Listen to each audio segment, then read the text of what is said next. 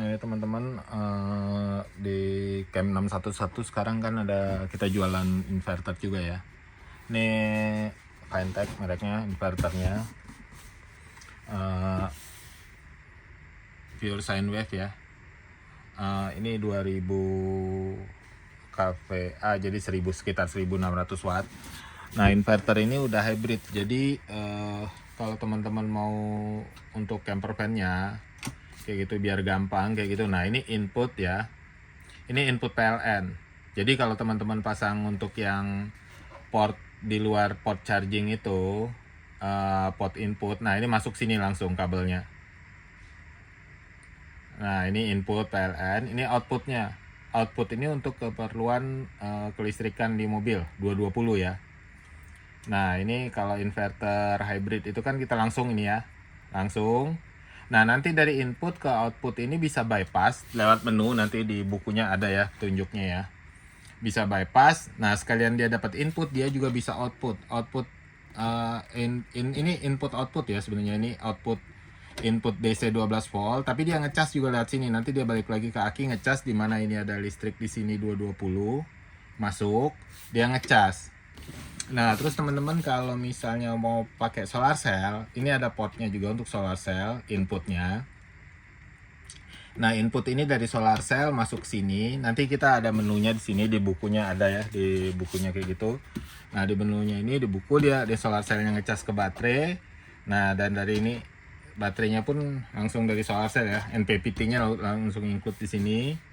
Jadi teman-teman nggak repot lagi pakai segala macam switch segala macam, pindah apa sih ATS itu kayak gitu, mau pindah dari DC dari PLN ke inverter, dari inverter. Jadi ini langsung terpasang ya. Jadi gimana di mana dia mendapatkan input PLN, dia langsung membagi listrik untuk di output di dalam camper van kita. Nah ini input baterai 12 volt masuk ke sini baterai kita, dan ini sekalian output untuk charging. Jadi di mana dia dapat listrik PLN, saya ulangin lagi, dia langsung charging, sekalian charging baterai, sekalian membypass listrik dari PLN ini untuk keperluan di dalam camper van kita. Nah begitu juga ini, begitu solar cell solar panel kita mendapatkan listrik, dia langsung masuk ke sini dan langsung di MPPT-nya, melalui MPPT-nya dia langsung charging ke baterai ini yang seri 12 volt ya. Untuk baterai yang disarankan kalau gue bilang sih ya 200-300 ampere minimal ya. Lebih besar sih lebih bagus ya. Nah, terus kita bisa lihat di sini. Nah, ini spesifikasinya ya. Nah, 1600 watt. Habis itu dia inverter DC input 12 volt 148 ampere. Inputnya, DC inputnya, outputnya 2230 sampai 2230 ya, 50 MHz sampai 60 MHz itu bisa diatur di menunya. AC mode, AC charging. Nah ini dia, jadi waktu dia mendapatkan listrik PLN AC, nah dia bisa maksimum charging ke baterai 60 ampere. Nah terus untuk AC input 220 10 ampere dia, jadi sekitar 2300 watt ya. Nah AC output 230, nah itu maksimal kapasitasnya 1600 watt. Solar panel bisa terpasang sampai 2000 watt power WP ya, WP ya 2000 watt WP, tapi kan nggak mungkin ya kita 2000 watt WP mau segede apa kayak gitu kan solar cellnya di atas solar panelnya. Maksimum charging current 100 ampere. Nah jadi ini teman-teman kalau misalnya mau charging tanpa solar cell, tanpa solar panel kayak gitu 100 ampere bisa. Jadi kita yang input yang solar cell ini kita masuk ke alternator, jadi ikut alternator mobil. Tapi itu kan ya harus dikerjain benar-benar ya teman-teman ya, maksudnya harus kabelnya sesuai, segala macam sesuai. Nah jadi input chargingnya kita atur dari menunya dia kayak gitu di sini nanti. Jangan kalau misalnya lewat alternator kayak gitu, jangan apa maksudnya kabelnya, yang terutama sih kabelnya ya, karena yang lewat kan harusnya lumayan gede ya, 100 ampere. Berarti kita harus lihat tabel AWG nya tuh pakai kabel diameter berapa, nggak bisa sembarangan ya kita kabel kalau untuk DC kayak gitu, karena bahaya ya kebakaran ya kayak gitu. Nah habis itu solar voltage range-nya itu, nah solar cell-nya range itu 40 sampai 500 VDC ya kayak gitu, 200, 400, 500 VDC. Jadi dia di chargingnya itu 40 volt sampai 500 volt. Di solar cell-nya dia harus 400 sampai 500 volt kayak gitu. Base voltage range itu 300 sampai 400 volt. Jadi kita harus step up DC-nya ya. DC yang dari itu kita step upin kayak gitu. Karena dia ideal chargingnya segini. Jadi kalau misalnya kita mau charging lewat alternator ya kita harus naikin dulu voltage-nya dari alternator pakai DC step up gitu. Baru kita kayak gitu. Jadi nggak bisa langsung ya, nggak bisa langsung masuk dia kan, karena dia voltnya nggak sampai ya. Range voltnya dari 40 sampai 500 volt DC base chargingnya. Karena kan ini kenapa voltnya sampai 40 sampai 500 itu untuk mengurangin ini juga ya. Maksudnya biaya kabel, supaya kabelnya jangan terlalu gede kayak gitu untuk ngecasannya. Nah terus kita lihat dari spesifikasi di bukunya ya. Spesifikasinya itu kita bisa lihat di sini ya. Sebentar kita lihat. Nah ini kan, ini diagramnya ya. Nah jadi ini dari solar cell masuk dari PLN, dia charging baterai, ini utility di camper van kita ya kayak gitu. Nah ini kita lihat dari sebentar, di sini kita bisa lihat. Nah ini diagram chargingnya kayak gitu. Nah ini biasa output voltage inputnya 220, outputnya 220. Input frekuensinya ini di menunya ya, di menu settingnya kayak gitu. Terus nanti di sini juga ada kita bisa, nah ini teman-teman kalau misalnya mau nyeting, dia menunya sistemnya pakai apa? Nah kayak gini ya, pakai menu number menu kayak gini. Nah jadi kalau kita tekan 3 detik yang ini, enter ini 3 detik, dia langsung masuk ke menu sini.